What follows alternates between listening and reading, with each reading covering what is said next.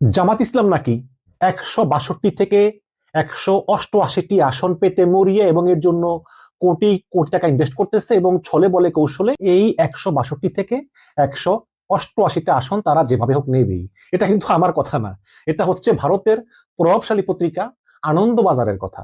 এখন প্রশ্ন করতে পারেন যে ভাই, ভারতের পত্রিকার আবার কথা বিশ্বাস কি? এটা তো আমরা জানতে পারি যে আসলে ভারত কি ভাবতেছে, ভারতের মনের কথা কি, এবং ভারত যেটাকে মোটেও পজিটিভলি নিচ্ছে না এটা কিন্তু এই কলাম পড়লেই বোঝা যায়। মানে আনন্দবাজার ইঙ্গিত দিচ্ছে যে জামাত ক্ষমতায় আসতে পারে, আবার বলতেছে যে জনগণের ভোটে না, কিন্তু জামাত ক্ষমতায় আসবে ছলে বলে কৌশলে, নির্বাচনকে ম্যানিপুলেট করে। জনগণের ভোটে কিন্তু আসবে না জামাত, এবং জামাতের অনেক বদনাম করেছে, যেটা ভারতীয় পত্রিকার পক্ষে খুবই স্বাভাবিক, কারণ তারা চায় না আসলে জামাত ক্ষমতায় আসুক। ওই যে নামের শেষে ইসলাম আসছে এবং কোন দল ক্ষমতায় আসুক, এটা ভারত চায় না। সুতরাং তারা মনে খুব কষ্ট নিয়ে হলেও স্বীকার করতে বাধ্য হয়েছে যে এবারের নির্বাচনে জামাত গুরুত্বপূর্ণ ফ্যাক্টর, এবং এটাও বলেছে যে জামাত বিএনপির ঘাড়ে নিঃশ্বাস ফেলতেছে। তো আমরা এর মাধ্যমে জানতে পারবো যে আসলে ভারতের আসলে অবস্থান কি জামাতকে নিয়ে। তো শিরোনাম দিয়েছে নীরবেই নির্বাচনের গুটি সাজিয়ে চলেছে জামাত, লিখেছে নির্বাচনে জেতার জন্য জামাত বিশেষ কৌশলের আশ্রয় গ্রহণ করেছে। কি সেই বিশেষ কৌশল? জামাত একটা নির্দিষ্ট সংখ্যক আসনকে টার্গেট করে ভোটারদের তথ্য সংগ্রহ করতেছে, এবং ভোটের দিনে জামাত বিশেষ প্রস্তুতি নিয়ে ওই ভোটারদেরকে ধরে ধরে নিয়ে ভোট কেন্দ্রে গিয়ে জোর করে জামাতে ভোট দেওয়া হবে। এবং যেই প্রশাসন আছে, আমলাতন্ত্র আছে, এদেরকেও নাকি জামাত ম্যানেজ করে ফেলেছে, এবং প্রশাসনের বেশিরভাগই নাকি জামাতের অনুগত। আমরা তো জানতাম যে প্রশাসনের বেশিরভাগই বিএনপির অনুগত, এখন আনন্দবাজার বলতেছে প্রশাসন নাকি জামাতের অনুগত। জামাত ইসলাম প্রশাসনকে কবজায় নিয়ে নিয়েছে, এবং বলা হয়েছে যে বিশেষ বাহিনীর একটি বিশেষ অংশ ভোটের দিন জামাতকে সহযোগিতা করবে। তার মানে হচ্ছে আইন শৃঙ্খলা বাহিনীর একটি বিশেষ অংশ ভোটের দিন জামাতকে নির্বাচনে জিততে সহায়তা করবে। আরো বলেছে জামাতের পুরুষ এবং মহিলা কর্মীরা মানুষের বাড়িতে বাড়িতে গিয়ে প্রচার করতেছে, তাদের কাছে রিকোয়েস্ট করতেছে, তাদের হাত পা ধরতেছে, ধরবে, এটা তো আর অবৈধ কিছু না, তাই না? আবার বলতেছে জামাতের কর্মীরা বাড়ি বাড়ি গিয়ে গরিব ভোটারদের কাছ থেকে জাতীয় পরিচয়পত্র নাম্বার মানে এনআইডি নাম্বার এবং মোবাইল নাম্বার সংগ্রহ করতেছে, এবং এইসব মোবাইল নাম্বারে পরে হয়তো টাকা পয়সা দিবে। সুতরাং ভোটারদের প্রভাবিত করে নিজেদের দিকে ভোট টেনে নিতেই জামাত মূলত এসব করতেছে। আরো বলতেছে যে জামাত ১৬২ থেকে ১৮৮টি অগ্রাধিকার ভিত্তিক আসনে প্রচারের জন্য ব্যাপক পরিমাণ টাকা খরচ করতেছে, এবং সবচেয়ে বড় কথা হচ্ছে এক এলাকার ভোটার অন্য এলাকায় হস্তান্তর করতেছে।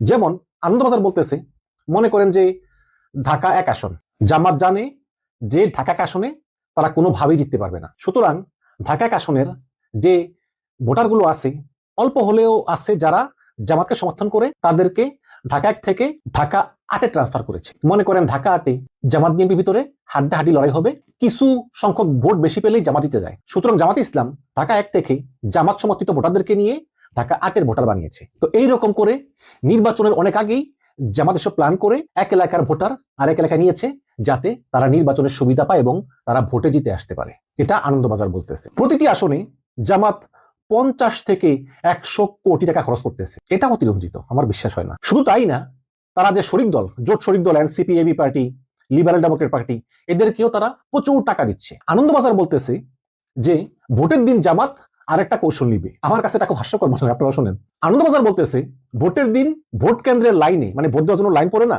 সেই ভোট কেন্দ্রের লাইনে জামাতের কর্মীরা দাঁড়িয়ে পড়তে পারেন। দাঁড়িয়ে তারা সামনেও যাবেন না, পিছনেও যাবেন না, দাঁড়িয়ে থাকবেন, যাতে ভোট গ্রহণ প্রক্রিয়া মন্থর হয় বা ধীরগতি হয়। ফলে বিএনপি লোক এসে আর ভোট দিতে পারবে না, পরে তো ভোটের সময় শেষ হয়ে যাইব। এর চেয়ে হাস্যকর আর কি হতে পারে? বলতেছে যাতে বিএনপির ভোটাররা ভোট দিতে লাইনে ঢুকতে না পারে, অথচ ভোট গ্রহণের সময় কিন্তু ১ ঘন্টা বাড়ানো হয়েছে অলরেডি। আবার বলতেছে প্রশাসনের গুরুত্বপূর্ণ পদগুলোতে জামাত সমভাবাপন্ন ব্যক্তিদের বসাতে সক্ষম হয়েছে, এবং ভোট কেন্দ্রে নিরাপত্তার দায়িত্বে থাকবেন আনসার ভিডিপি সদস্যরা। অনেকের অভিযোগ প্রত্যেকটি ভোট কেন্দ্র পাহারায় জামাতের ১৫ থেকে ২০ জন কর্মী থাকবেন। আবার বলতেছেন উপজেলা নির্বাহী কর্মকর্তা থেকে শুরু করে পুলিশের ডিসি, এসপি, ওসি বেশিরভাগ নাকি জামাতের সমর্থক। এটা নাকি ইউনূস সরকার সাজিয়েছে, যাতে প্রত্যেকটা থানায় থানায় জামাত সমর্থিত ওসি, ডিসি, এসপি এরা থাকে। এটা নাকি ইউনূস সরকারেরই প্ল্যান। আবার বলতেছে জামাত ইসলামী স্কুল ম্যানেজিং কমিটিতে প্রথম থেকেই নিজেদের লোক ঢুকিয়েছে। সাধারণত ভোট কেন্দ্র কিন্তু স্কুলেই হয়, তাই না? তো যেসব স্কুলে ভোট হবে সেই ভোট কেন্দ্র নাকি ওই স্কুলের ম্যানেজিং কমিটি নিয়ন্ত্রণে থাকে। ফলে এই জামাত সমর্থিত স্কুল ম্যানেজিং কমিটি প্রিজাইডিং এবং পুলিং অফিসারকে প্রভাবিত করে ভোটটা অন্যায়ভাবে জামাতের দিকে নিয়ে আসতে পারে।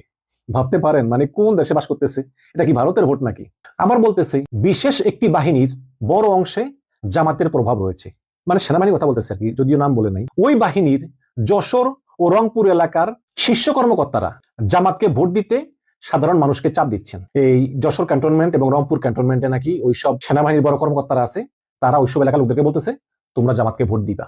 অথচ আমি কিন্তু এরকম কখনো শুনি নাই, এরা বলতেছে। আবার খুলনার হিন্দু অধ্যুষিত গ্রামগুলোতেও চাপ দেওয়া হচ্ছে, যদিও খুলনায় জামাত খুবই স্ট্রং। তারা এই কলামে কিছু কিছু বিশ্লেষকের কমেন্ট নিয়েছে, কিন্তু একজন বিশ্লেষকেরও নাম প্রকাশ করেনি, মানে ওই যে অসমর্থিত সূত্র, বিশ্বস্ত সূত্র ইত্যাদি ইত্যাদি আর কি। আনন্দবাজার আরো বলতেছে এই ভোটে জিতার জন্য বহুদিন ধরেই দাবার গুটি সাজিয়েছে জামাত, এবং বিএনপি নেতাকর্মীরা যখন আওয়ামী লীগের উপর হামলায় ব্যস্ত তখন নিঃশব্দে এভাবে কাজ করে গিয়েছিল জামাত, এবং এভাবেই জামাত মাস্টার প্ল্যান সাজিয়েছে নির্বাচন জেতার জন্য। তখন বিএনপি আওয়ামী লীগের উপর হামলায় ব্যস্ত ছিল। আবার বলতেছে আওয়ামী লীগের 30 থেকে 35% 10% ভোটারও যদি ভোট কেন্দ্রে ভোট দিতে যান তাহলে বেশিরভাগ ভোটারই নাকি জামাতকে ভোট দিবেন। আমার তো বিশ্বাস হয় না। বিএনপির লোকেরা মির্জা ফখরুল সহ যেভাবে সারাদিন আওয়ামী লীগের প্রশংসা করে আওয়ামী লীগকে ফিরিয়ে আনে, আওয়ামী লীগের মামলা উঠে দিব, দল হিসাবে আবার গ্রহণ করবে। আবার একজন বলে যে ক্ষমতায় আসলে বিএনপি মধ্যবর্তী নির্বাচন দিবে এবং সেই নির্বাচনে আওয়ামী লীগকে সুযোগ করে দিবে। আবার ভিপি নূর বলে আওয়ামী লীগের দায়িত্ব আমি নিলাম, এরকম তো বলতেছে। জামাত তো এগুলো বলে না, তাই না? কিন্তু তারপরেও আনন্দবাজার মনে করে যে আওয়ামী লীগের সব ভোট নাকি জামাতই পাবে। এইসব দিক দিয়েই তারা মনে করে যে বিএনপির ঘাড়ে নিঃশ্বাস ফেলতে পারে জামাত। তবে এটাও সত্য যে আওয়ামী লীগের সব ভোট যে বিএনপিতে যাবে তা কিন্তু না, বাট বেশিরভাগ ভোটই যাবে বিএনপিতে। একটা জরিপ হয়েছে সাম্প্রতিক সময়ে, সেখানে লিখেছে যে 48% আওয়ামী লীগ সমর্থক বিএনপিতে ভোট দিবেন, আর সামান্য কিছু জামাতকে ভোট দিবেন, আর বাকিরা ভোট কেন্দ্রেই যাবেন না। তাহলে এখানে দেখুন যে আওয়ামী লীগের বেশিরভাগ ভোটগুলো কিন্তু বিএনপিতে যাবে, কারণ আওয়ামী লীগের সমর্থকরা মনে করেন যে একমাত্র বিএনপি ক্ষমতা এলেই আবার আওয়ামী লীগের পুনর্বাসন সম্ভব হতে পারে, যেটা বার্তা সংস্থা রয়টার্সকে ইন্টারভিউতে তারেক রহমান বলেছেন গতকালকে, যে শেখ হাসিনার পুত্রকন্যা ইচ্ছা করলে রাজনীতি করতে পারবে যদি জনগণ চায়। একটা ইঙ্গিত আছে যে বিএনপি ক্ষমতায় আসলে হয়তো আওয়ামী লীগকে আবার ফিরিয়ে আনবে। তো এইসব কারণেই আওয়ামী লীগ সমর্থকরা বিএনপিতে ভোট দিবে, এটাই স্বাভাবিক। কিন্তু এখানে বলতেছে যে আওয়ামী লীগের ভোটগুলো সব জামাতে যাবে। তবে এটাও সত্য যে আওয়ামী লীগের নামে জায়গায় জায়গায় যেসব মামলাগুলো, এসব মামলার বাদী কিন্তু বিএনপির লোক, জামাত কিন্তু মামলা করে নেই। হ্যাঁ, তো কিছু কিছু আওয়ামী লীগের লোকদের আবার ক্ষোভ আছে বিএনপির প্রতি, তারা জামাতকে ভোট দিবে, বাট আওয়ামী লীগের বেশিরভাগ ভোট কিন্তু বিএনপি পাবে। তো এই হচ্ছে অবস্থা। দর্শক এখানে দেখলেন যে ভারতীয় পত্রিকা আনন্দবাজার তারাও কিন্তু বলতেছে যে জামাত বিএনপির ঘাড়ে নিঃশ্বাস ফেলতেছে, এবং জামাত নির্বাচনকে প্রভাবিত করে, নির্বাচন ম্যানিপুলেট করে, মানে অবৈধভাবে, মানে আনন্দবাজারের মতে অবৈধভাবে 162 থেকে 188টি আসন পরিকল্পনা করে তারা জয়লাভ করে আসবে। যদিও আমি আনন্দবাজারের এই কলামের সঙ্গে মোটেই একমত নই, বাট জামাত ইসলামের উত্থান দেখে আনন্দবাজারীয়দের এই যে এই উদ্বেগ, আক্ষেপ এবং মিথ্যার ফুলঝুরি, এটা ভালো লাগতেছে। দর্শক আপনাদের মন্তব্য জানতে চাই, কমেন্টে জানাবেন কিন্তু।